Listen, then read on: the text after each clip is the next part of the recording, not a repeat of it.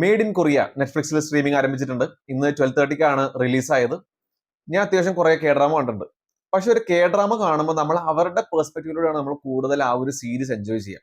പക്ഷെ ഈ ഒരു സിനിമ എനിക്ക് കുറച്ച് വ്യത്യാസം തോന്നിയത്, ഇതിനകത്തൊരു നാട്ടിൻപുറത്തെ ക്യാരക്ടർ കൊറിയയിലോട്ട് എത്തി കഴിഞ്ഞതിന് ശേഷം അവരുടെ കാഴ്ചപ്പാടോട് കാണുന്ന ആ ഒരു വിസ്മയം, ആ ഒരു അനുഭവം, അത് നമുക്ക് ശരിക്കും കണക്ട് ആവും. നമുക്ക് അത് ശരിക്കും ഫീൽ ചെയ്യും. നമുക്ക് തന്നെ കൊറിയയിൽ പോകേണ്ട ഒരു ആഗ്രഹം വരും ഈ ഒരു സിനിമ കണ്ടതിന് ശേഷം. അത്രയും വിഷ്വലി ക്യാപ്റ്റിവേറ്റിംഗ് ആയിട്ടാണ് പ്രസന്ന എസ് കുമാർ ഈ ഒരു സിനിമനെ ക്യാപ്ചർ ചെയ്തിരിക്കുന്നത്. ഇതിന്റെ പ്രൊഡക്ഷൻ ഡിസൈൻ ഗംഭീരമായിരുന്നു.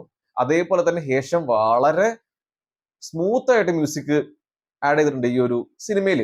അതേപോലെ if your heart is in the right place then rest of the talking the movie will do എന്നൊരു സംഭവമാണ് ആർ.എ. കാർത്തിക് എന്ന ഡയറക്ടർ തെളിയിച്ചിരിക്കുന്നത്.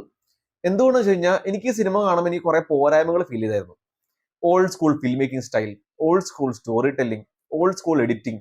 പക്ഷെ എന്നാൽ പോലും we will connect with the characters, we will feel the scenes.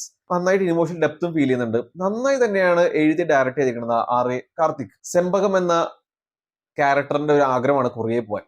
അപ്പൊ അത്യാവശ്യം നാട്ടിലെ കുറെ പ്രശ്നങ്ങൾക്ക് ശേഷം കൊറിയയിൽ എത്തിയതിനു ശേഷം അവിടെ എങ്ങനെ സർവൈവ് ചെയ്യുന്നതാണ് ഈ സിനിമയുടെ കഥ. കംപ്ലീറ്റ്ലി കൾച്ചർ പഠിച്ചിട്ടുണ്ട്, കംപ്ലീറ്റ്ലി അവിടുത്തെ ആൾക്കാർ എങ്ങനെയാണെന്നൊക്കെ പഠിച്ചത് തന്നെ ഈ സിനിമ എടുത്തിരിക്കുന്നത്. നമുക്ക് പടം കാണുമ്പോൾ തന്നെ നമുക്ക് ഫീൽ ചെയ്യും. പ്രിയങ്ക മോഹൻ ആ ഒരു ഇന്നസെന്റ് ക്യാരക്ടറായിട്ട് വളരെ കൺവിൻസിംഗ് ആയിട്ട് പെർഫോം ചെയ്തിട്ടുണ്ട്. ഭയങ്കര ഇന്നസെന്റ് ആയിട്ട് വളരെ കൺവിൻസിംഗ് ആയിട്ട് പെർഫോം ചെയ്തിട്ടുണ്ട്.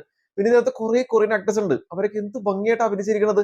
ഇവരൊക്കെ നേരത്തെ അഭിനയിച്ചിട്ടുണ്ടോ എന്ന് എനിക്ക് അറിയില്ല. അതേപോലെ നാട്ടിലെ നമ്മുടെ പ്രിയങ്ക മോഹന്റെ പാരന്റ്സിന്റെ ആക്ടേഴ്സ് ആണെങ്കിൽ പോലും അവരൊക്കെ നന്നായിരുന്നു. പിന്നെ എനിക്ക് വേറെ കുറച്ച് പോരായ്മ ഫീൽ ചെയ്തത്, ഈ സിനിമയുടെ ഇനീഷ്യൽ പോർഷൻസ്, ആ നാട്ടിലെ കുറച്ച് പോർഷൻസ് കുറച്ചും കൂടെ ബെറ്റർ ആയിട്ട് കഥ പറയാനും തോന്നി, അല്ലെങ്കിൽ കുറച്ച് ബെറ്റർ ആയിട്ട് എടുക്കാനും തോന്നി. ആ കൊറിയയിൽ നമുക്ക് തോന്നുന്ന ആ ഒരു ഡെപ്ത്, ആ ഒരു കണക്ഷൻ നമുക്ക് ആ ഒരു നാട്ടിലെ ക്യാരക്ടേഴ്സിനോട് നമുക്ക് ഫീൽ ചെയ്യില്ല. പെട്ടെന്ന് ഓടിച്ചു വിട്ട് പറഞ്ഞ പോലെ ഒരു അനുഭവമാണ് തോന്നിയത്. അതേപോലെ ഒരു സപ്ലോട്ട്, ഒരു കെ പോപ്പ് സപ്ലോട്ട് ഇതിനകത്ത് കൊറിയയിൽ എത്തിയതിനു ശേഷം ആഡ് ചെയ്യുന്നുണ്ട്. അതും കുറച്ച് അനാവശ്യമായിട്ട് ഫീൽ ചെയ്തു. പക്ഷെ ഇതൊക്കെ തള്ളിക്കളഞ്ഞു കഴിഞ്ഞാലും ഈ സിനിമ 2 മണിക്കൂർ സമയം പോണത് അറിയില്ല. പെട്ടെന്ന് കാര്യത്തിന് കിടക്കുന്നുണ്ട്. നമ്മൾ ആ ഒരു ലോകത്തിന്റെ ഭാഗമാവുന്നുണ്ട്. വളരെ സിമ്പിൾ, വളരെ ഹാർട്ട് വാർമിംഗ്, ഒരു സ്മൂത്ത് വാച്ച് ആണ് സിനിമ. സോ കണ്ടു നോക്കുക. For more reviews please like, share, subscribe Abhi reveals.